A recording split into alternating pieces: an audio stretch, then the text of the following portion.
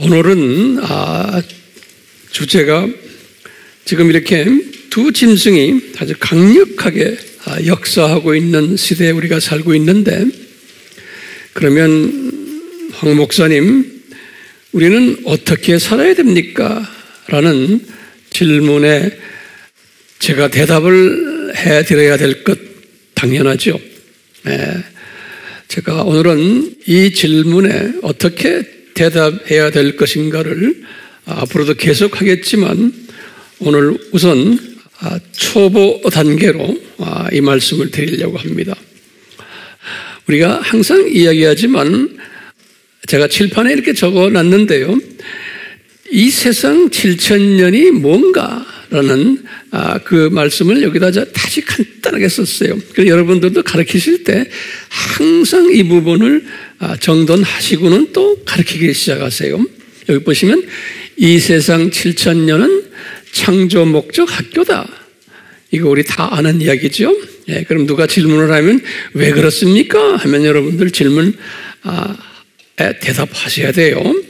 자, 그러면 학교니까 분명 학생이 있을 텐데, 그 학생이 누구냐면 하나님의 자녀들이에요. 이제 그리스도인들이 학생이에요. 이 학교 학생. 그리고는 학교니까 항상 필수 과목이 있어요. 공부해야 되는 과목이 많지만 절대적으로 필수 과목들이 있어요. 이 필수 과목이 뭘까요? 여러분들, 필수 과목이요, 필수예요. 필수 과목이 삼위일체론이 제일 중요한 거예요. 우리가 그래서 이 공부를 많이 하는 거예요. 두 번째 필수 과목이 뭐냐면, 삼위일체론 하면 항상 따라오는 또 학문이 있어요. 뭐냐면 삼위 중에서 중요한 학문이 기독론이. 왜냐하면 이 삼위 하나님 중에서 우리와 직접 관계되시면서 이 세상에 내려오셔서 우리의 모든 문제들을 해결해 주시는 그분이 예수 하나님이세요. 그렇기 때문에 예수 하나님에 대해서 우리 학생들이 잘 알아야 돼요. 우리가 공부 많이 했지만 이 필수 과목이 뭐라는 걸 우리가 꼭 아셔야 돼요. 알다시피 적 그리스도다 하는 게 뭡니까? 가짜 예수님을 이야기하는 거거든요. 가짜 그리스도예요. 이 말은 왜 적 그리스도를 허락하셨나? 적 성부도 아니고, 적 성령도 아니고, 적 예수도 아니고, 적 그리스도를 허락하셨어요. 교회 시대 전반에 걸쳐서, 이 세상 7,000년 전반에 걸쳐서, 특히 6,000년 동안. 왜 그러냐? 그만큼 예수 그리스도에 대한 학문이, 공부가 절대적으로 필요하기 때문에 가짜들을 세우셔가지고 진짜 공부를 하게 하시는 거예요. 그렇기 때문에 우리라는 건 하나님의 자녀들이에요. 그리스도인들이 이 기독론에 약하면은 이 세상을 승리하면서 살 수가 없어요. 그렇기 때문에 나중에 제가 이렇게 보겠지만, 이제 바울에게도 명령하셨어요. 우리 에베소서에서 하나님의 전신갑주를 입으라 그랬잖아요. 이때 제일 중요한 전신갑주 중에 가장 중요한 게 진리의 허리띠예요. 진리의 허리띠. 이 로마 군인이 새로 된 치마를 입는데 허리띠를 딱 졸려매야 돼요. 제일 먼저 중요한 게요, 그 허리띠 이름이 뭐냐면 진리예요. 그 진리가 누굽니까? 요한복음 14장 6절에 보면은 예수님의 그리스도예요. 그리스도 기독론으로 허리띠를 단단히 매야 돼요. 로마 군인이 허리띠, 기독론으로 진리의 허리띠로 매지 않으면 어떻게 돼요? 전투 못해요. 치마가 흘러내려서. 그거 꼭 적어놓으세요. 전투할 수가 없어요. 아무리 다른 무기를 다 가지고 있어도 전투 불가능. 왜요? 치마가 흘러내리는데 어떻게 전투합니까? 그러니까 기독론에 약하면은 그리스도인들이지만 이 영적 전투를 할 수 있는 능력이 없어져 버려요. 그래서 저게 순서대로 봤지만 이 하나님의 전신갑주하고는요, 진리 허리띠로 매야 돼요. 이게 예수 그리스도로 기독론으로 강하게 무장해야 돼요. 그 다음에 무장을 한 다음에 의의 흉배, 이건 성결론이에요. 성결하는 거예요. 의의 흉계, 성결. 그 다음에 화평의 복음, 이건 전도예요. 발로서 전도하는 거예요. 그 다음에 믿음의 방패, 구원의 투구, 구원론이. 여기 지금 이게 다 방어무기들이거든요. 여기에요. 5가지가. 근데 방어무기인데, 방어무기를 아무리 무장하고 있어도 뭐가 약하면 방어무기가 소용없어요? 치마가 흘러내리면 이게 아무 소용없어요. 왜요? 치마가 흘러내리면 그 치마를 내려가지 않게 붙잡고 있어야 되잖아요. 치마를 붙잡고 있으면 오른손에는 칼을 들고 있는데 전투를 할 수 있어요? 못해요. 방어도 못해요. 그렇기 때문에 뭐가 제일 중요해요? 기독론이 제일 중요한 거예요. 바울도 이 부분에 대해서 강조하는 거예요. 네. 자, 그렇기 때문에 적 그리스도라고 그런 거예요. 그런데 깡패 그리스도들을 우리에게 허락하셔서 진짜 그리스도를 더 깨닫고 무장하기 위한 무슨 방법이에요? 교육 방법이? 역기능적 방법이에요. 이거 잊지 마세요. 그래서 이 창조 목적 학교가 하나님의 자녀들을 향한 역기능적 교육 시스템이에요. 예. 그래서 뭐를 강하게 만들어냈어요? 가짜 그리스도예요. 그래서 여기 항상 제가 뭐죠? 안티라는 뜻은, 예? 이 안티의 뜻이 4가지가 있죠? 우리 항상 알고 있잖아요? 첫째 안티가 뭐예요? against. 진짜 그리스도에 대해서 against, 대항하는 세력들을 하나님이 만들어냈어요. 우리 주변에도 지금 그게 많아요. 두 번째는 in opposition, 반대 위치에 있게끔 하는 거예요. 진짜 그리스도의 반대 위치에 있게끔 해서 겉으로 보면 몰라요. 그러니까 우리가 이 진리로 무장하지 않으면은 이거 구별력이 없어져요. 분별력이. 많은 기독교인들이 오늘날 그래요. 예. 세 번째는 뭐예요? in place of, 대체시키는. 진짜 그리스도를 대체해가지고 또 무슨 그리스도를 만들어냈는데 교회 안에 많아요. 이게 이 진리로 무장하지 않으면은 이게 구별력이 없어져요. 이렇게 디자인하셨어요. 하나님께서 교회 시대의 안티, 적 그리스도들을. 그 다음에 마지막에 false, 가짜들을 만들어서. 이 4가지 안티란 뜻 우리 항상 제가 반복하고 해요. 예. 목적이 뭐예요? 진짜에 강하도록 만들기 위해서 그러는 거예요. 진짜에 강하도록요. 진짜에 강해야지만 내가 성화가 가능하고 전도도 할 수 있고 화평의 복음이 믿음도 더 강해지고 구원론도 강해지고 그러는 거예요. 이게 다 순서가 있어요. 그러니까 기독론이 강해야 돼요. 그래서 우리 AMI 교회는 제가 제 나름대로 최선을 다해서 여러분들에게 기독론을 강조하며 가르치고 있잖아요. 네? 왜냐하면 이 기독론을 제대로 딱 가지고 있으면 이거 엄청난 방어 무기가 되는 거예요. 이 깡패들이 덤벼들질 못해요. 그렇기 때문에 여러분들이나 제가 이 기독론으로 진리로 딱 허리띠를 메고 있으면 주변에 어떤 가르침이 와도 거기에 속힘당하지 않아요. 네, 그리고 분별력을 가져요. 여러분들이 웹에 들어가서 뭐 이런 말 저런 말 많이 듣잖아요. 요새는 뭐 하지 말아라도 듣게끔 되어 있어요. 그럴 때 딱 분별력을 가지래요. 그 오늘날은 엄청난 엉터리들, 가짜들이 난무하기 때문에 진짜처럼 보이지만 알고 보면 아니라는 걸 제가 여러분들 눈, 손발을 잡아가지고 봐라 보지 말아라 할 수 없어요. 여러분들이 보시고는 분별을 딱 하실 능력을 가지셔야 돼요. 안 그러면 넘어지게 돼 있어요. 오늘은 그 세력이 엄청 강한 때에 우리가 지금 살고 있는 거예요. 그러니까 제 책임이 뭐예요? 여러분들에게 진리의 허리띠를 단단하게 매도록 해주는 책임이 저에게 있는 거예요. 안 그러면 여러분들 들림받지 못해요. 예수님의 신부가 되지 못해요. 오늘 그 이야기를 좀 해주려고 그러는 거예요. 지금 우리가 지금 그런 때에 살고 있기 때문에 제 책임이에요. 자, 여기 보시면 창조 목적 학교예요. 교장이 그러니까 예수님이시고 교육 방법은 역기능적 이거죠. 그럼 제가 한번 여러분께 왜 역기능적 방법을 택하셨나요?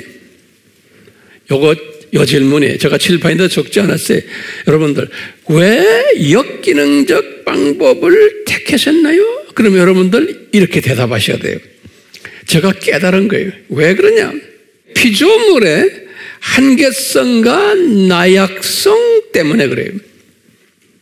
전지하신 하나님이 아신 거예요. 하나님의 자녀들, 그리스도인들이 피조물이기 때문에 이분들의 한계가 있고 나약한 부분이 있는 거예요. 그러면 무슨 한계와 나약성이 있는가요? 라고 한번 또 질문 던져보시면 전지하신 하나님이 아신 거예요. 뭘 아시느냐? 내 사랑하는 내 자녀들이 이 영원한 복, 육, 혼, 영 복이죠? 이 복이요.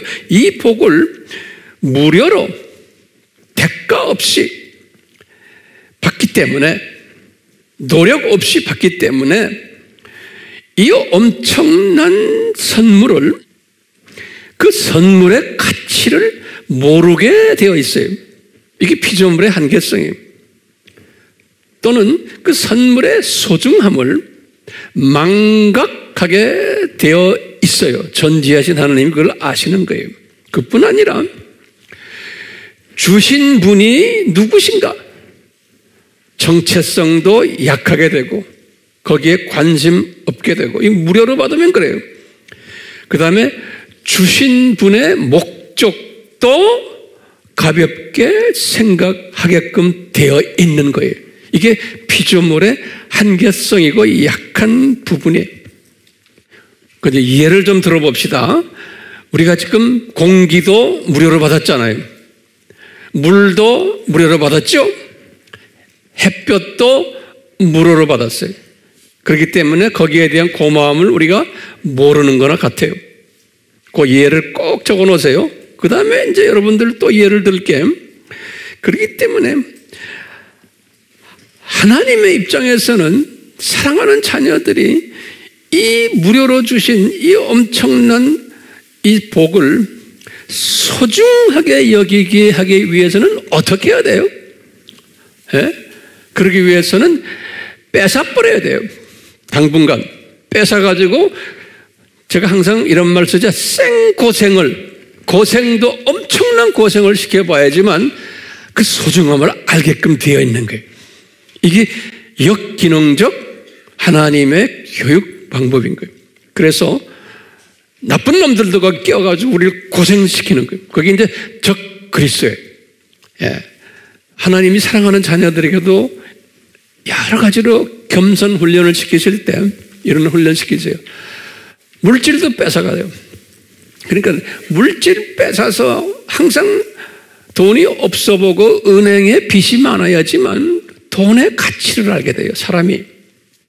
뿐만 아니라 몸이 약해져 가지고 항상 아픈 데가 있어야지만 건강의 소중함을 알게 돼요. 내가 왕따 당해봐야지만 학교 다닐 때 왕따 당한 사람을 이해할 수가 있어요. 항상 아픔을 경험해야지만 내가 깨닫게 돼요. 그 소중함을. 그렇기 때문에 주님께서는 우리 인간의 나약성 때문에 이렇게 뺏어가려고 하는 이 플랜을 짜신 거예요. 이 창세 전에. 그러면 언제 이것을 디자인하셨냐? 그러면 우리 항상 배웠죠? 창세전에 이것을 디자인하셨다라고 보는 거예요. 이 디자인하시고는 이 학교에 교육 초점이 뭘까요? 여기 중요한 게 교육 초점이. 네? 교육 초점이 이겁니다. 이 창조 목적 학교의 교장이 예수님이시다라는 거. 그리고는 이분이 그리스도이시다. 그래서 이분이 진짜 예수 그리스도이시다. 그런데 이분을 창세 전에 인간으로 내려오셔서 십자가에서 저주받으실 것을 디자인 받은 분이시다. 디자인 하신 분이에요. 삼위 하나님이 디자인하시고 이분이 직접 이 일을 위해서 이제 내려오시도록 디자인된 분이에요.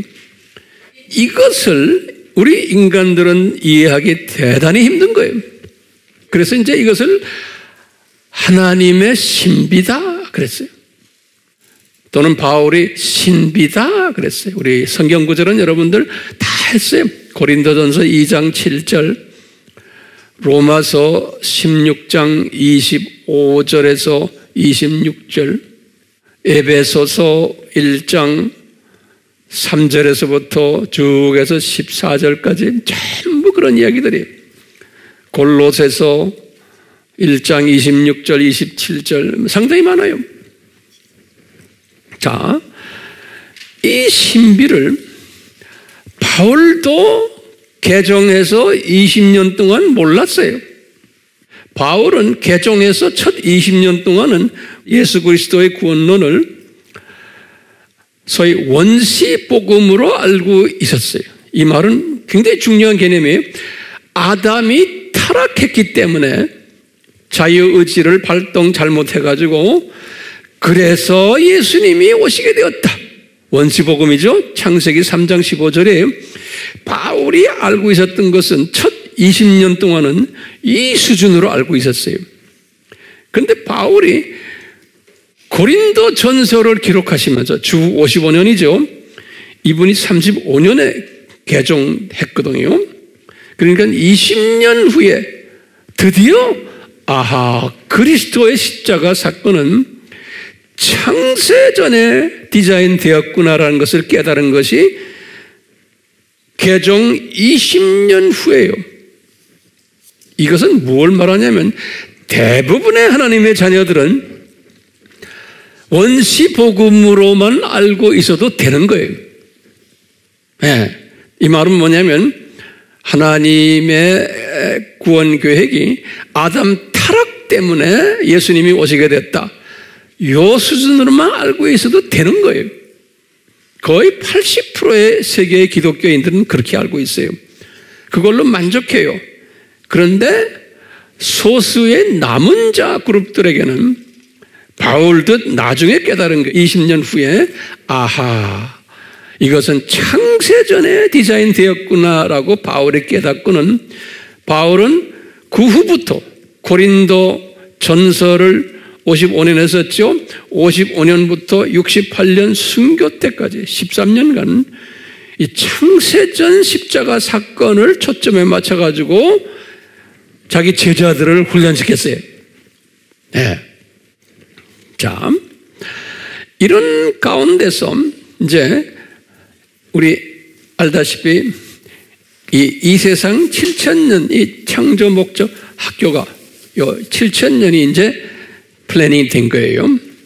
요 7,000년 플래닝이 됐을 때 하나님께서는 진짜 그리스도가 누군가에 대해서 그 가치를 깨닫게 하기 위해서 하나님의 예정된 자녀들에게 그리스도인들에게 가짜 그리스도를 디자인하신 거예요.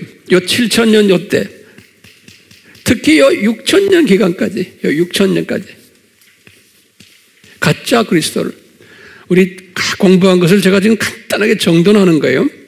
그 가짜 그리스도를 적 그리스도라고 그러죠. 이 적 그리스도를 어떻게 디자인하셨냐? 제국이 몇 제국이에요? 7 제국을 통해서 이것을 우리에게 가르쳐 주신 거예요. 예. 그림자로, 예표로 또는 심볼로 가르쳐 주신 거예요. 그런데 이것은 7 제국 중에서 가장 강한 제국이 몇 제국이에요? 7번째 제국이에요. 그렇죠? 그 7번째 제국이 두 짐승 제국이에요. 지금 우리가 지금 경험하고 있는 이 시대에 우리가 공부했지만 이 두 짐승 세력은 언제부터 디자인이 됐어요? 아담 타락에서부터 시작이 있는 거예요. 아담 타락이 주전 4,000년이니까 지금부터 6,000년 전에 이때 이미 두 짐승이에요. 일루미나티, 프리메이슨, 그 다음에 로만 가톨릭, 또 누구예요? 제수잇, 또 WCC, 일부 WEA도 포함이 돼 지금요. 이런 모든 적그리스도 세력들이 요 창세관에 요 뭐죠? 여기 아담 타락 때부터 시작이 됐어요. 우리 에녹 이야기 기억나시죠? 에녹성? 나중에 제가 더 자세히 설명하게 될 거예요. 야. 그 7 제국 중에 처음 6 제국이 뭐였던가요? 순서대로 처음에 애굽 제국, 그 다음에 아수르 제국, 그 다음에 바벨론 제국, 그 다음에 페르시아 제국, 그 다음에 그리스 제국, 그 다음에 뭐예요? 로마 제국. 예.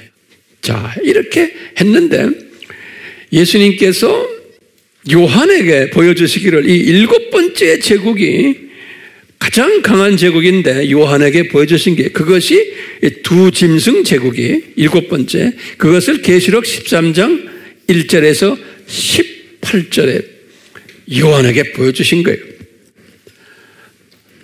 자, 이 제국 이름이 이 두 짐승이 뭐라는 게 이제 우리 알잖아요. 이 두 짐승에게 뭘 주시냐면 이 두 짐승이 그들이 가지고 있는 목표가 있었어요. 그 목표가 뭐냐면 목표가 뭐예요?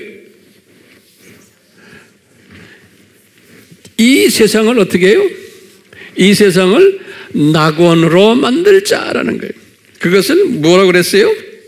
신세계 질서라 그랬어요. 신세계 질서. 이 세상을 낙원으로 만들자.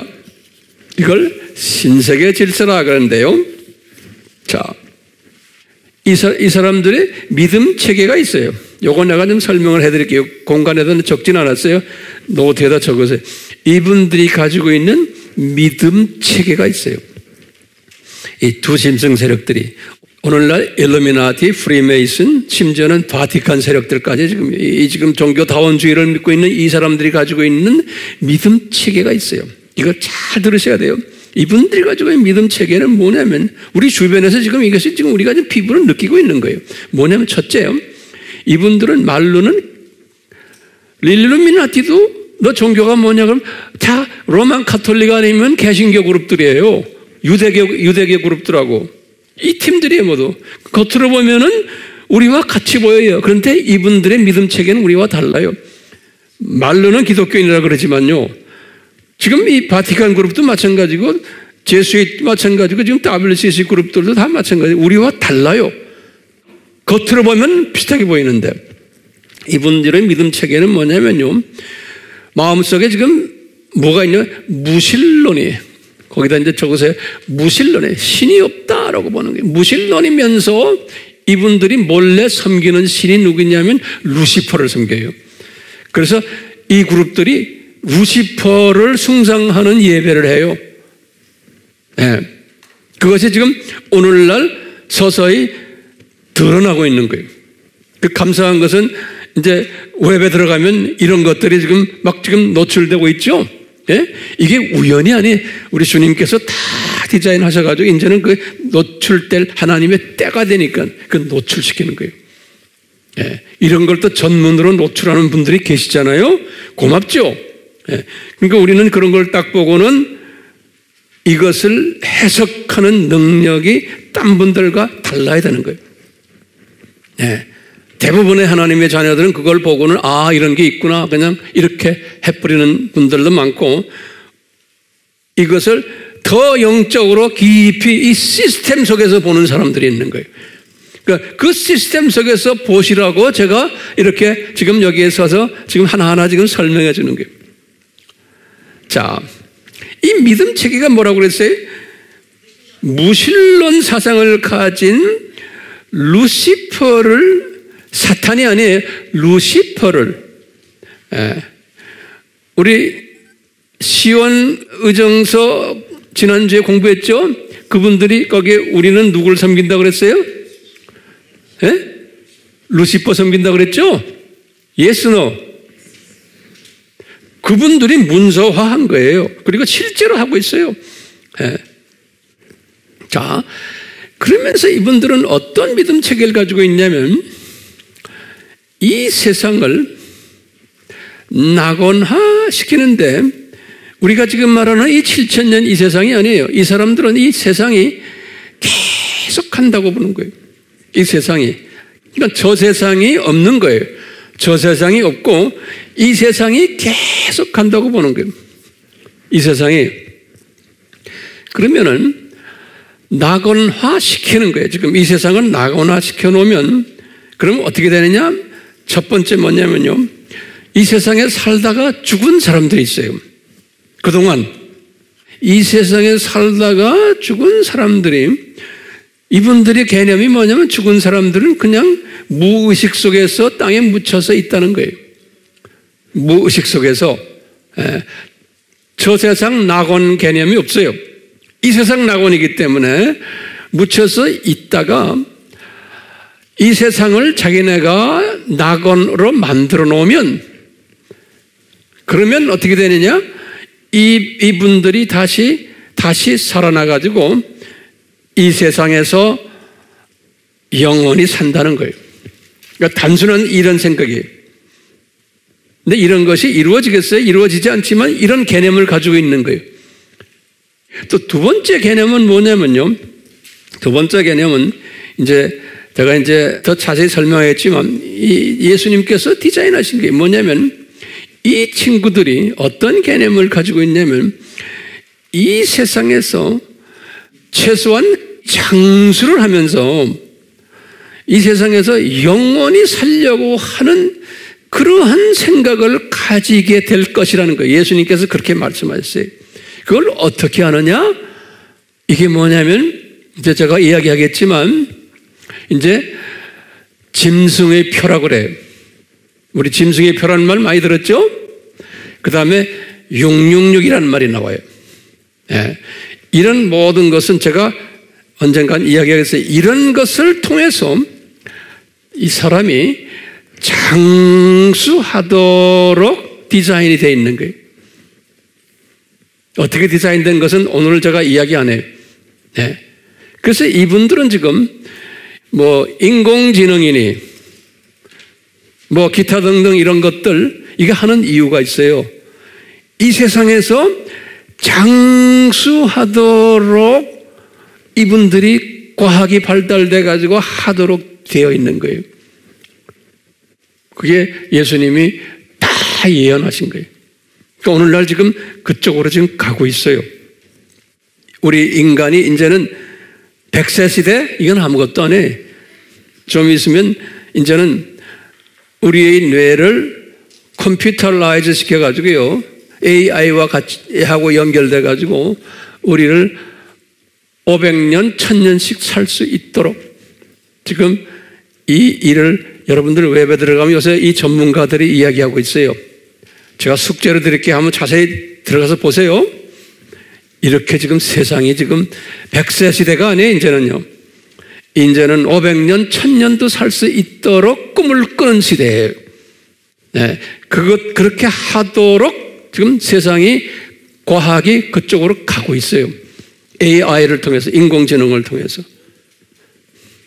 근데 이것이 성공할까요? 못할까요? 성공 못해요. 그렇지만 그렇게 이분들이 지금 하고 있어요. 지금 우리가 지금 그런 때에 살고 있는 거예요. 왜요? 이 세상을 낙원화시켜서 이 세상에서 영원히 살도록 만드는데 그 조건이 있어요. 쓸데없는 사람들은 우생학적 측면에서 이 세상에서 다 없어지게 하고 우수 족속들만 살게 하고 그 다음에 우리가 이 사람들의 여기에 지도자급들 우리가 통치를 하고 우리가 지배하고 우리가 마음 내는 대로 저 사람들 데리고 통치하면서 우리가 살겠다는 거예요. 그래서 지금 오늘날 지금 모든 것이 통치 사회로 지금 가고 있죠. 예, 이렇게 가야 되는 거예요. 예, 모든 것은요. 그러다가 언제가 되면 망해요? 7년 환란 끝날 때, 그렇죠? 예수님이 지상 재림에 오실 때 이분들은 어디로 들어가게 돼 있어요? 불못에 던짐을 받게 돼 있어요. 성경 구절 어디 나와요? 계시록 19장 20절. 요때까지는 특히 이 7년 환란 동안은 이분들의 활동이 엄청 심할 거예요. 예. 그러니까 그분들이 그냥 이 활동이 그냥 거의 성공한 것처럼 행동을 하면서 엄청 심할 거예요. 그러니까 7년 환란 전에도 이 일들이 지금 일어나고 있잖아요. 지금 일어나는 것보다 훨씬 더 과하게 발달돼 가지고 이 일들이 전개될 거예요. 7년 환란 때는. 자, 그런데 이제 환란 전 들림 받는 사람들은 이런 것을 그렇게 심하게 경험받지 않고 올라가게 돼 있는 거예요. 환란 전 들림 받는 사람은. 그렇죠? 그런데 이 예수님이 말씀하셨어요. 본인의 재림해 오시기 전에는 이런 일들이 일어날 거다 하시면서 소위 유명한 감람산 설교를 하신 거 기억나시죠? 예수님이 감람산 설교에서 마태복음 24장과 25장 이 두 장이 감람산 설교 아닙니까? 유명한 설교죠. 감람산 설교라고 그래요. 영어로는 Olivet Discourse 그래. Olivet 그래. Olivet Discourse란 말은 teaching이란 소리예요. Preaching, teaching 한다. Discourse 그래. Olivet Discourse. 이 감람산 설교에서 뭐라고 그러냐면 예수님의 재림 전에는 기독교인들 중에서 하나님의 자녀들 중에서 이 두신승 이 사회 속에서 하나님의 자녀들이 두 종류의 하나님의 자녀들이 있다는 거예요. 이 예수님의 재림 전에 이 두 짐승 세력이 강하게 있을 때 하나님의 자녀들 중에서 두 종류의 하나님의 자녀들이 살고 있을 텐데 한 팀은 뭐냐? 들림을 받는 그런 분들이 살고 있고 대부분의 사람들은 들림받지 못하고 남겨지는 사람들이 있다는 거예요. 이 말은 뭐냐면 7년 환란을 통과하는 사람들이 대부분이라는 거예요. 하나님의 자녀들 중에서. 그런데 이 남겨진 사람들이 다 나쁜 게 아니에요. 그중에 괜찮은 정말 예수님의 신부감 중에서도 남겨지는 사람들이 있는 거예요. 여기 내가 썼는데 일부는 이 순교자 반열에 들어있는 사람들. 네. 요건 이방인들 중에 순교자 반열에 들어있는 사람들은 환란을 통과하면서 환란 기간 동안 열심히 복음을 전하다가 순교당하는 거예요.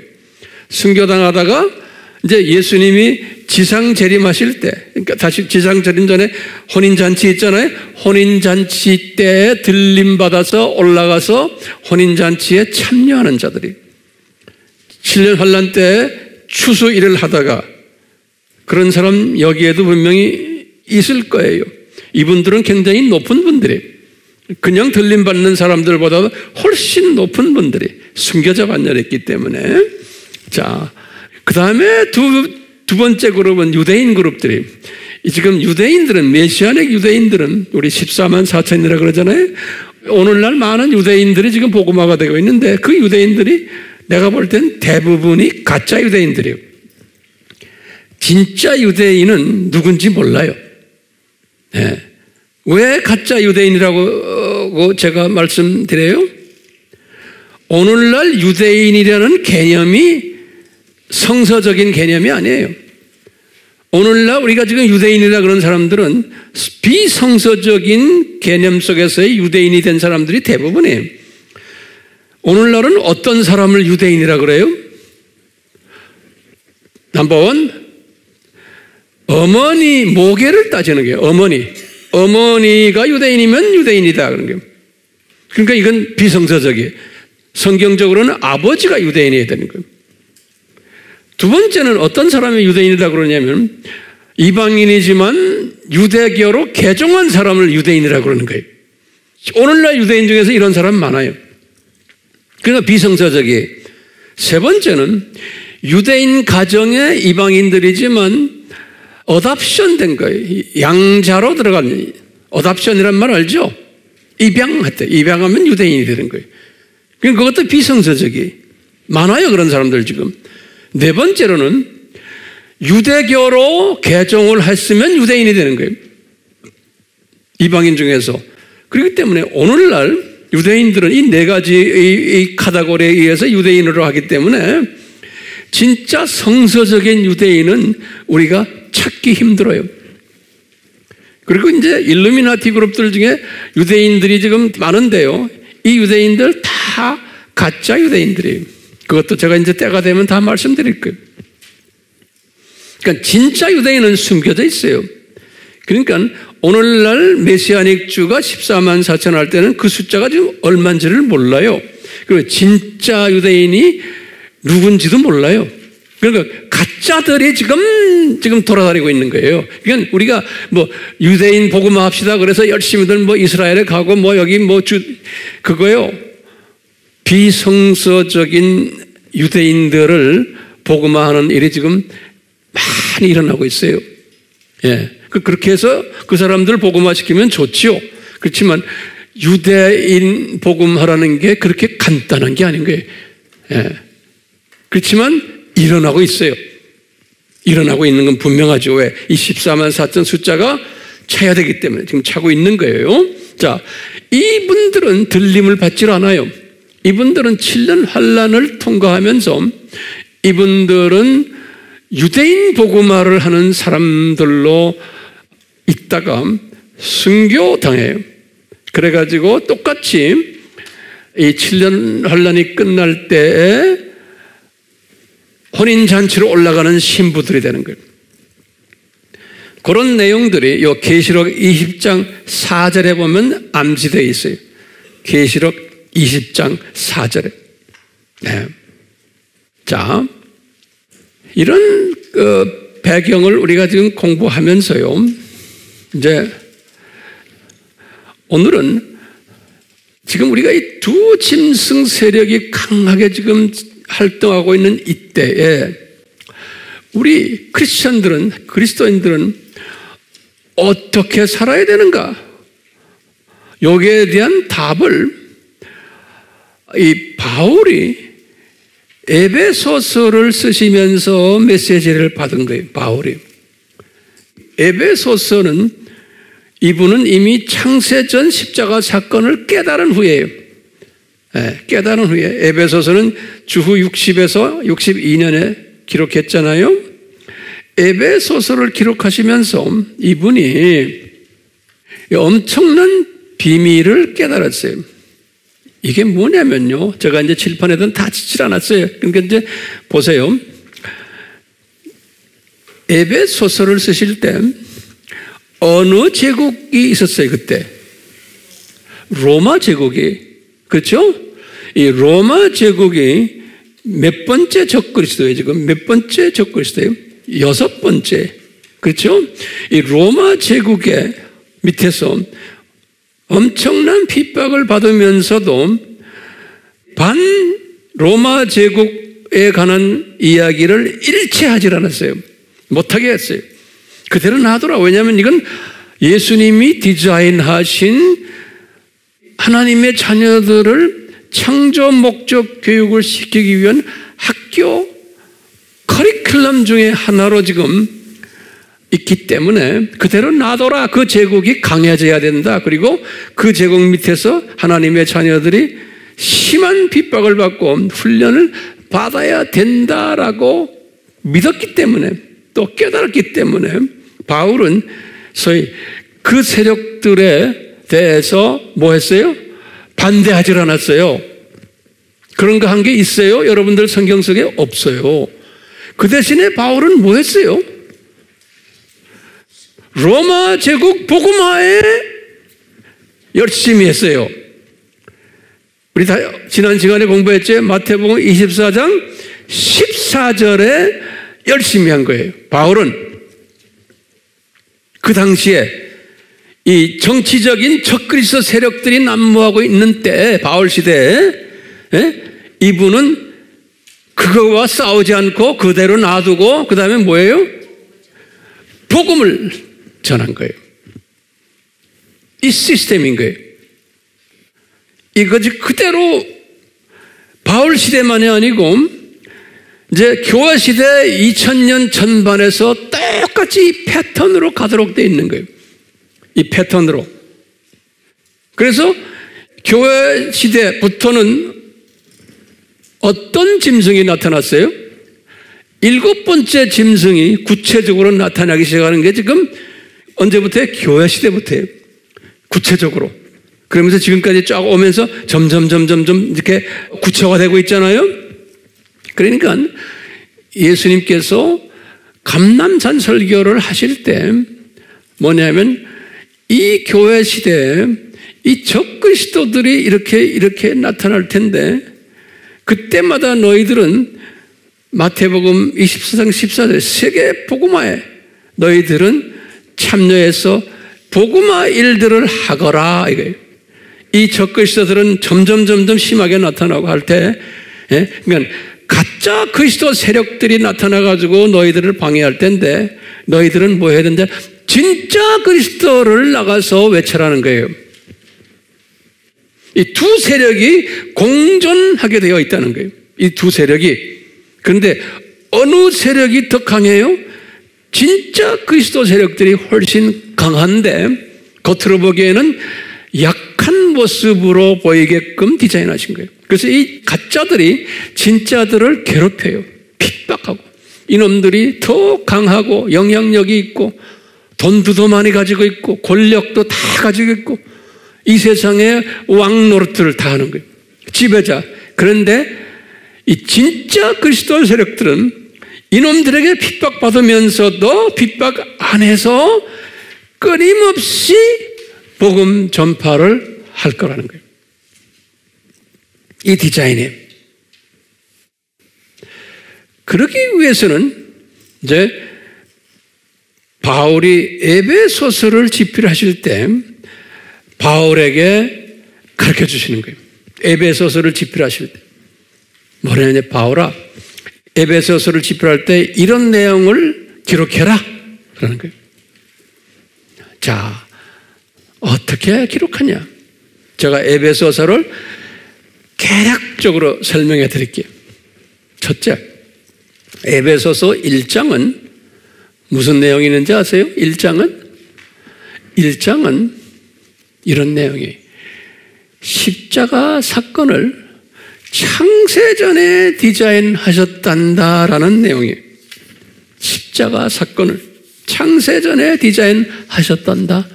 그래서 이것은 하나님의 신비다라는 내용이 1장에 기록되어 있어요. 에베소서 1장에. 그 다음에 2장에는 뭐가 되어 있냐면 2장에는 너희들 그리스도인들아, 에베소 교인들아, 너희들은 과거에 공중 권세 잡은 자 있죠? 에베소 2장 2절이에요. 공중 권세 잡은 자들에게서 잡혀 있다가 예수님의 십자가 사건 때문에 이 창세전에 디자인된 예수님의 십자가 사건이 실제로 인간으로 오셔가지고 이 일을 일으켰기 때문에 너희들은 이제 하나님의 자녀가 되었다라는 내용이 2장이에요. 2장. 그 그 다음에 3장에 가서는 바울이 뭐라고 그러냐면 내가 유대인이지만 나는 세계 인구의 99%를 차지하는 이방인들을 그 속에 숨겨져 있는 하나님의 자녀들을 구원시키기 위한 사도로 나는 임명받은 자다 그러는 거예요. 3장에서. 그건 에베소 교회도 이방인 아닙니까? 그러니까 내가 너희들의 사도다라는 거예요. 그리고는 4장에 와서는 바울이 4장 처음에 1절에서부터 16절에 뭐라고 써놨냐면 그런데 이 에베소 교회 지도자들아 너희들 왜 서로 다투고 싸움질하느냐? 예수님 안에서 하나가 되라. 이런 내용을 적어놓은 거예요. 그 다음에 4장 17절에서 5장 5절까지는 무슨 내용을 적어놨냐면요. 너희들은 그렇기 때문에 예수 안에서 그리스도 안에서 새 사람이 되어라. 근데 옛날 라이프 스타일로 살지 말고 새 사람이 되어라. 이렇게 명령을 했어요. 그리고는 5장 6절에서부터 20절에서 너희들은 빛의 자녀들이 되어라. 다시 말하면 이 복음을 나가서 열심히 전해라. 이 로마 제국 안에서. 예. 그리고는 5장 21장에서 33절은 그 유명한 그리스도인들 남편과 부인들 서로 사랑해주고 서로 케어해줘라. 가정생활에 대해서 썼어요. 그리고는 6장 1절과 9절에 자녀와 부모와 직장에 관계되는 삶을 어떻게 살아라 가르쳐줬어요. 그리고는 마지막 6장 10절에서 19절이 오늘 본문 말씀에 너희들은 이렇게 성공적인 삶을 살려면 이 세상에서 하나님의 전신갑주를 입어라 그러는 거예요. 여기 에베소서에 그러니까 에베소서는 창세 전부터의 십자가 사건부터 시작을 해서 원시복음을 이야기하시고 그 안에서 하나님의 자녀가 된 사람들 너희들 어떻게 살아라 라는 것을 이제 가르쳐준 거예요. 정돈됐어요? 자, 그런 가운데서 성령님께서 바울에게 그러는 거예요. 바울아, 이것 말해라. 너희들은 하나님의 자녀들은 이 짐승이 그 당시에도 짐승이 있었죠? 적 그리스도 세력들이에요. 하나님의 자녀들은 내가 허락한 이 짐승 세력들이 까불고 있을 터인데 이 교회 시대에 이 짐승 세력들에게 대항을 해서 이기려면은 너희들은 하나님의 전신갑주를 입어야 된단다 그러는 거예요. 이 말은 뭐예요? 교회 시대 전반에 걸쳐서 하나님의 자녀들은 하나님의 전신갑주를 입어야 된다는 거예요. 예, 안 그러면은 이 악의 세력들 하나님이 디자인하신 이 적그리스도 세력들을 이길 수가 없다는 거예요. 그러니까 이놈들의 손아귀에서 고생을 한다는 거예요. 하나님의 전신갑주를 입지 않으면은. 자, 그러면서 이제 내가 말했죠. 하나님의 전신갑주 중에서 가장 중요한 전신갑주가 뭐예요? 진리의 허리띠를 매야 된다는 거예요. 그러니까 이 세상에 살면서 가장 중요한 방어 무기가 뭐냐면 뭐예요? 기독론인 거예요. 예수 그리스도의 정체성이 이분이 누군가? 이분이 삼위일체를 공부하면서 그 중에 어떤 분인가? 이분이 창세전의 십자가 사건 우리 알아야 되고 원시복음 알아야 되고 이분이 창조주이신 걸 알아야 되고 이분이 우리의 생사화복을 주관하시는 분인 걸 우리가 알아야 되고 이분이 만유를 통치하는 분이시라는 것을 우리가 다 알아야 되는 거예요. 이 예수님으로 무장하는 것은 허리띠를 단단히 매는 거예요. 네. 오늘날 우리가 지금 이런 메시지를 전하거나 여러분들 유튜브나 웹에 들어가서 보면은 뭐 세상이 말세다, 이제는 뭐 예수 안 믿는 사람들도 그래, 이 말세다, 이제는. 예? 요새 그런 말 뭐 누구나 다 하잖아요. 기독교인들도 말세입니다, 말세입니다. 그런데 문제는 이건 거예요. 제가 영어로 말할게. So what? 예? 지금 말세라는 말은 어느 누구나 다 하는데 So what? 그러려면 대답이 뭡니까? 진리로 뭐 해야 돼? 단단하게 매지 않으면 이 험난한 마지막 시대에 내가 예수님의 신부가 되지를 못하는 거예요. 구원은 받아요. 그렇지만 어떻게 돼요? 7년 환난을 통과하게 돼 있는 거예요. 구원받아서 하늘나라엔 가지만 일반 백성이 되는 거예요. 여기에서 엄청난 차이가 생기는 거예요. 그렇기 때문에 예수님의 신부가 되려면 뭐 해야 돼요? 기독론으로 딱 무장해야 되는 거예요. 기독론으로. 예. 제 책임이 뭡니까? 여러분들에 대한 책임이 제가 여러분들 기독론으로 단단하게 띠를 매도록 도와주는 일이 제 책임이에요. 목회자로서 이 화면으로 공부하는 분들도 마찬가지예요. 그냥 귀를 듣고 눈으로 보고 아, 그거 재밌다 이 수준으로 끌려면 아예 들어오지도 마세요. 에? 모르는 게 나아요. 모르는 게 낫다니까. 이렇게 띠를 딱 매면요, 그 다음은 나머지는 자동적으로 되는 거예요. 예. 이 띠가 헐렁헐렁하면 나머지는 아무것도 못해요. 전투 못해요. 이 지금 두 짐승 세력에 맞대응해가지고 덤빌 수 있는 힘이 없는 거예요. 영향력이 없고 파워가 없는 거예요. 그렇기 때문에 기독론으로 꽉 차 있어야 되는 거예요.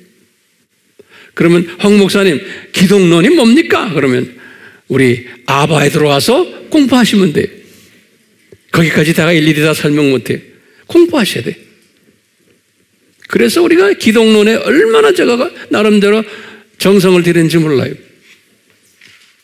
자, 이렇게 기독론을 공부하는 사람은 성결하게 되고 복음 전하는 사람이 되고 믿음이 생기고 구원론에 투구를 쓰고 말씀에 집중하게 돼요. 말씀은 방어적 무기도 되고 공격적 무기도 되는 거예요. 왜냐하면 말씀은 검이에요. 검은 방어나 공격 무기가 되는 거예요. 이 나머지 무기들은 다 방어 무기들이에요. 그런데 가장 중요한 파워풀한 무기가 진리의 허리띠. 예. 자, 요 7가지의 전신갑주 제가 이렇게 써놨어요. 마지막에 바울이 그랬어요. 기도와 간구가 성령 안에서 이것도 전신갑주의 무기라는 게. 그렇기 때문에 가장 중요한 것이죠. 오늘 제가 말씀드리는 건 요 진리예요. 예. 이 말씀을 하시면서 그 유명한 성령님이 바울에게 하신 말씀이 있어요.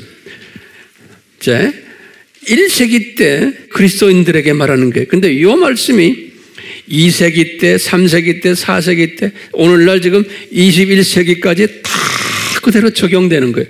왜냐하면 그때도 적그리스도 세력들이 있었고 지금은 아주 강한 적그리스도 세력들이 지금 있는 거예요. 계속 연장된 거예요. 그러니까 이 원칙은, 이 지금 전신가치의 원칙은 그때부터 시작해서 지금까지 계속 적용되는 거예요. 자, 여기 보면 그 원칙을 딱 보면 이렇게 써놨어요. 너희는, 그럼 너희가 누굽니까? 요건 그리스도인들은 그런 소리죠. 이건 지금 일반 사람이 아니에요. 에베소 교인들아, 그리스도인들은 마귀의 괴계를 능히 대항하여 설 수 있도록 하나님의 전신갑주를 입어라. 요 마귀의 괴계가 구체적으로 지금 오늘날 뭡니까? 이 두 짐승 세력인 거예요. 두 짐승 세력에 이들의 괴계, 이들이 갖고 있는 괴계가 있죠. 이분들이 플랜 있죠. 그거 지금 계속 내가 설명하잖아요. 여기에 대항하는 능력을 가지려면 하나님의 전신갑주를 입어야 된다는 거예요. 근데 대부분의 하나님의 자녀들은 이 옷을 입지를 않았어요. 그래도 다 구원받지만 이게 영적 대항하는 전투 군인은 되지를 못한다는 거예요. 구원은 받았지만 마지막 때에 추수일에 참여하는 자는 되지 못한다는 거예요. 이 말은 다른 말로 표현하면 들림받는 신부는 되지 못한다는 거예요. 또는 순교자 반열에 들어가지를 못한다는 거예요. 못해도 괜찮아요. 근데 이런 사람들은 소수의 남은 자들이에요. 왜냐하면 이분들은 나중에 천년왕국 때에 예수님의 신부로서 왕노릇하고 저 세상에 가서도 왕노릇하는 로얄 그룹들이에요. 그러니까 이 로얄 그룹에 들어오시려면 이 말씀에 경청하셔야 되는 거예요. 우리 AMI 그룹들은 이 로얄 그룹에 들어오게 하기 위해서 주님이 저에게 이렇게 신경 쓰면서 내가 보낸 자녀들에게 이것을 나눠주라 명령이 저에게 떨어졌기 때문에 제가 이렇게 지금 하는 거예요. 소수지만 자 너희는 마귀의 그런 마귀가 누구예요? 오늘날 말하면 이 두짐승 그룹들의 그렇죠? 이 두짐승 그룹들의 그 놈들이 괴계가 있어요. 그 놈들이 하고 획책이 있어요. 예? 그 꾀가 있어요. 그 꾀가 지금 여기 내가 설명했잖아요. 이 세상을 뭘 만들려고 그런다? 낙원을 만들려고 하고 인구 줄이려고 그러고 그 다음에 그 꾀가 시온 정의서의 24장에 쫙 써 있죠? 기억나세요? 이게 그들의 꾀, 거기에 속힘을 당하면 안 된다는 게 그것의 정체성을 알려면은 하나님의 전신갑주를 입어야 된다는 거예요. 근데 이 하나님의 전신갑주에서 가장 중요한 전신갑주가 뭐라고 그랬어요? 기독론 진리의 띠를 매야 되는 거예요. 이거 안 매면 넘어지게 돼 있는 거예요. 넘어진다고 해서 제가 볼 때는 구원 상실되는 게 아니고 일반 하나님의 자녀로 다시 말하면 이 세상 마지막 때에 추수일을 하는 분들은 아닌 거예요. 추수꾼들은 아닌 거예요. 자, 그러면서 여기다 딱 말했어요. 여기 11절에 12절에 이는 하나님의 전신갑주를 입어라 그러면서요. 이는 우리의 싸움이 우리가 누굽니까? 기독교인들 그리스도인들의 지금 영적 싸움이 이 지금 혈과 육에 대항하는 것이 아니라는 거예요. 여기 굉장히 중요한 개념이죠. 지금 두신성 세력들과 우리가 지금 싸움하는 것이 나와서 데모하고 우리가 지금 무슨 있죠? 이거 하는 게 아니라는 거예요. 왜? 이놈들에게 파워를 줘서 이놈들이 까불도록 예수님이 다 허락하신 거예요. 그렇기 때문에 그거 없애려고 막 해야 그게 안 된다는 거예요. 바울 시대에도 로마 제국을 없애려고 노력했어요? 아니에요. 그 하나님의 때가 되면 로마 제국은 없어지게 돼 있어요. 로마 제국은 로마 제국대로 자기의 짭이 있는 거예요. 예수님 안에서. 로마 제국이 언제 없어졌어요? 바울 때 없어졌어요? 아니에요. 476년에 없어졌어요. 바울 시대에서 약 400년 더 갔어요. 예수님의 디자인이에요. 지금 우리나라도 지금 이 남북 문제도 지금 중국 문제 이거 언제 어떻게 없어질지 모르겠어요. 우리가 이거 든다고 해서 이게 없어지는 게 아니에요. 우리는 이거 들기 전에 뭐 해야 돼요? 우리는요. 세상 사람들은 이거 들게 해요. 우리는 뭐 해야 돼요? 복음 전해야 되는 거예요. 그러니까 기독교인들이 이거 들고 있으면 뭘 잊어버리는 거예요? 복음 전하는 데 초점을 맞추지 못하는 거예요. 그러니까 기독교인들을 우리는 마지막 때 주님이 오신다 복음 전하는 일에 초점을 맞추게 도와줘야지 이거 하라고 하는 게 아닌 거예요. 하나님의 자녀들을 오도시키는 거예요. 왜? 우리가 지금 성서에서 지금 배우는 거예요. 근데 세상 사람들은 또 기독교인이지만 세상화된 기독교인들은, 이성적인 기독교인들은 이거 해야지만 된다고 믿는 거예요. 괜찮아요. 그렇지만 이거 하는 사람들을 보면서 우리는 아하, 저것은 안 해도 되는데, 그렇지만 이거 함으로써 이 두 짐승 세력이 조금 움츠릴 수 있어요. 그러니까 이거 하는 것도 주님이 허락하세요. 그렇지만 이거 했다고 해서 두 짐승 세력이 없어지거나 약해지는가, 움츠릴 수는 있어요. 그리고는 이거 하는 사람들을 보면서 아하, 이게 지금 예수님의 재림이 가까운 악한 시대구나라고 노출시키는 일은 이거 하는 사람들이 도와줘요. 그렇지만 이거 했다고 해서 없어지는 거예요? 아니에요. 제 말 소화하세요? 그러니까 우리는 이것도 하면서 그 다음에 이것도 해야 되는 거예요. 예. 그러니까 이거 하는 걸 제가 반대하는 거 아니에요. 이거 해요. 세상이 악하다는 것을 노출시키지만 그것을 끝나면 안 되는 거예요. 뭐 해야 돼요? 복음 전환을 해야 되는 거예요. 그러니까 이거 하는 사람들은 기독교인만이 아니에요. 불교인들도 무신론자들도 다 같이 조인해가지고 이거 하는 거예요. 예. 내가 이거 하는데 이게 무슨 소리인지 아시겠어요? 예. 제가 왜 이렇게 열을 내죠? 자, 보세요. 우리의 싸움이 혈과 육에 대항하는 것이 아니라는 거예요. 그러니까 이분이 로마 제국을 향해서 싸움한 분이 아니잖아요. 예? 이분은 영적 로마 제국을 위해서 싸움한 사람이에요. 그 안에 잡혀있는 하나님의 자녀들을 해방시키는 일을. 예? 그러면서 뭐냐면 우리들의 싸움은 예수님께서 바울에게 말하는 거예요. 여기 9개 천사가 있는데 거기에 지금 천사 그룹들에게 다음 주부터 내가 천사 설교한다고 그랬죠? 자세하게 나와요. 이제 그때 공부하세요. 뭐냐고 하면 천사들 중에 정사들과 권세들과 이 세상 어두움의 주관자들과 하늘에 있는 악의 영들에게 대항하는 것이라 그런 거예요. 여기 천사 그룹들인데요. 여기 이제 어떤 천사 전문가들은 그렇게 왜 정사라고 그랬느냐? 여기 뭐냐면 국가 지도자들을 컨트롤하는 요 악한 세력들이 있는 거예요. 요 국가의 권세자들, 또 이 세상 어두움의 주관자들, 이렇게 해서 이 세상 시스템을 정치 세력, 문화 세력, 교육 세력을 컨트롤하는 요 중간 레벨의 사탄 마귀 세력들이 있어요. 여기 이제 우리 9가지 계층 중에 일부거든요.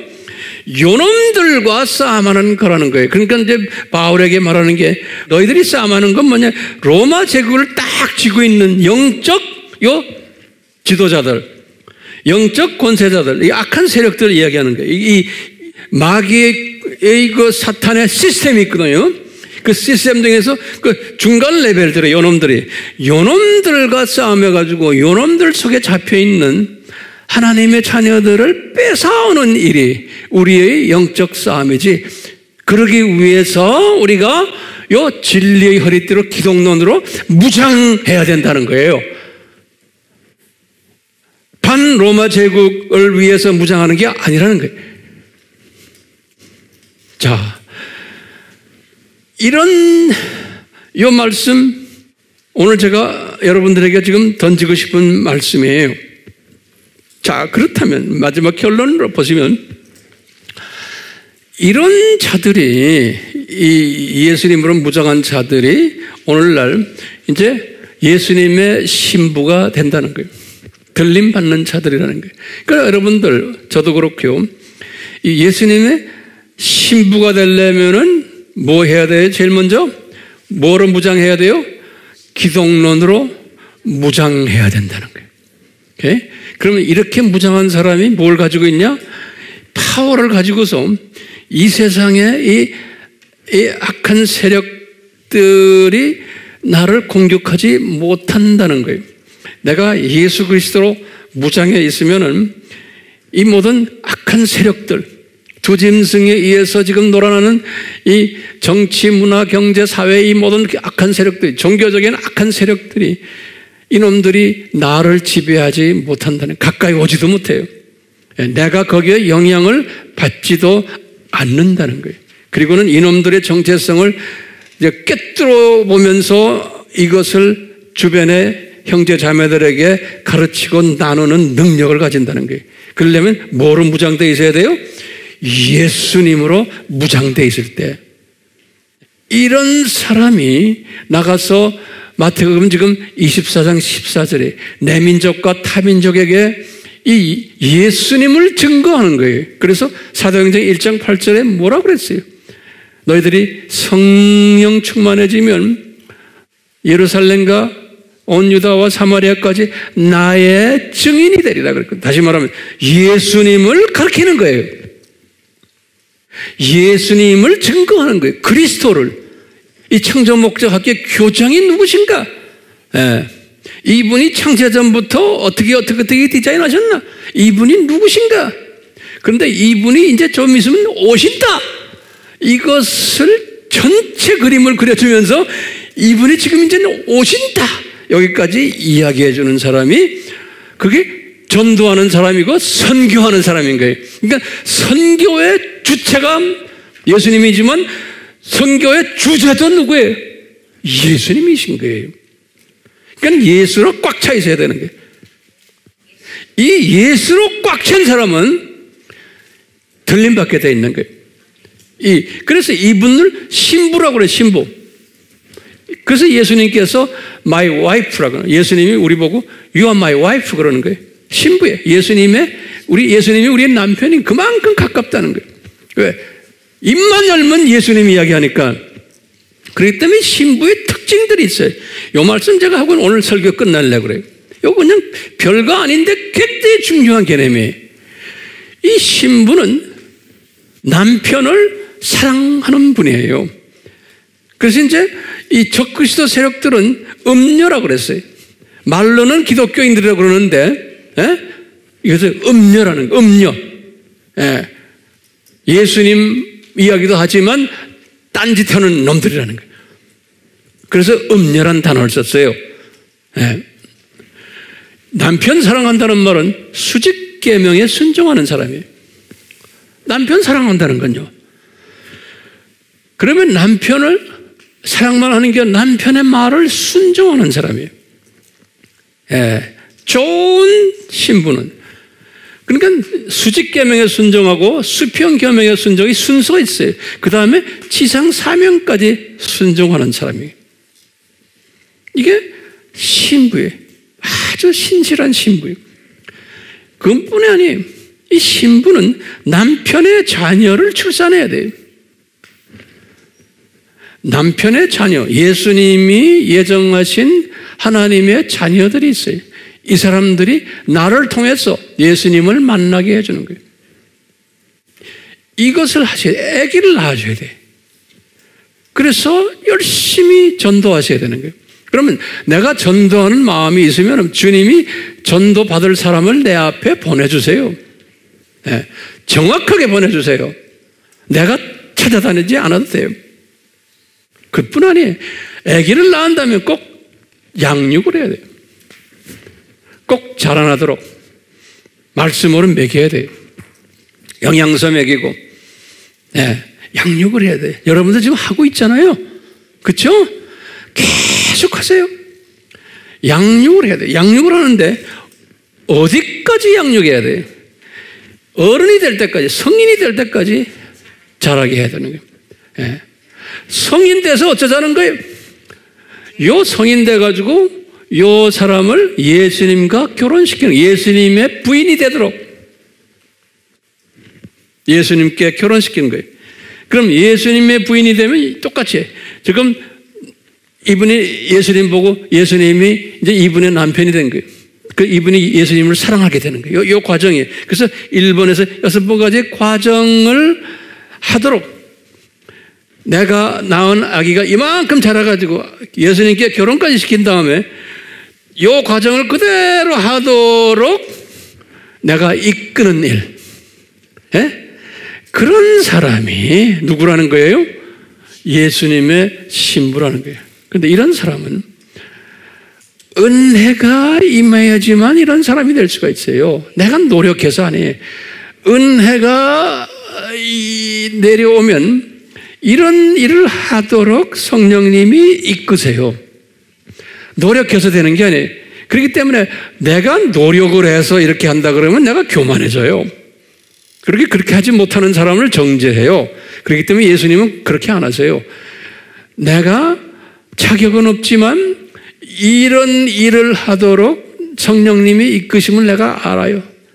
그래서 항상 성령님이 주신 은혜에 눈물 흘리며 감격하는 사람이, 겸손한 사람이 되는 거예요. 이런 일을 많이 할수록 겸손한 사람이 되는 거예요. 절대로 남을 정죄하거나 그러질 않는 거예요. 그게 이 진리로 띠를 띈 사람은 이런 모습으로 발전되게 되어 있어요. 제가 깨달음이에요. 그러니까 오늘 제목이 뭐였어요? 우리가 지금 이 악한 이 시대에, 두 짐승이 까불고 있는 이 시대에 우리는 어떻게 살아야 되는가? 그러면 대답은 뭐예요? 예수님의 은혜가 내가 필요하구나. 어떤 은혜? 이 진리의 허리띠를 매도록 은혜 베푸심. 그리고는 이 진리의 허리띠를 매면서 내가 예수님의 신부로서 이렇게 남편 사랑하고 남편께 순종하고 자녀 출산하고 양육하고 성인으로 만들어서 또 결혼까지 시켜서 하나님의 자녀들이 내 민족, 내 주변의 민족들만 아니고 우리는 외국에 나가지 못하지만 외국에 있는 또 하나님의 자녀들도 이 과정을 하도록 우리는 기도도 해주며 물질로 또 뒤에서 밀어주며 이렇게 하는 일에 참여하는 자들, 우리 모두가 이런 자들 되기를 또 돼야 돼요. 예수님의 이름으로 축원합니다. 이곳에 계신 예수님, 저희들이 지금 이 시간 이 메시지를 서로 나눴습니다. 예수님 한 분 한 분 예외 없이 이 웹으로 영상으로 이 메시지를 보는 듣는 주님의 자녀들 한 분 한 분 예외 없이 이 신부의 복을 내려 주셨어. 은혜를 베푸셨어. 이 복을 받고 이 어려운 세상을 승리하는 지배하는 지배자로 만드셔서 주님께 감사하며 감격하며 하루하루를 추수꾼 역할을 하면서 감격하며 주님을 섬기는 한 분 한 분 되도록 은혜 위에 은혜를 내려 주시옵소서. 예수님의 이름으로 기도드리옵나이다. 아멘. 지금 이 시간은 예수 그리스도의 무한하신 은혜와 하나님 아버지의 극진하신 사랑하심과 성령님의 끊임없이 조명케 하심과 가르쳐 주심과 감동케 하심이 우리에게 항상 있기를 축원하옵나이다. 아멘.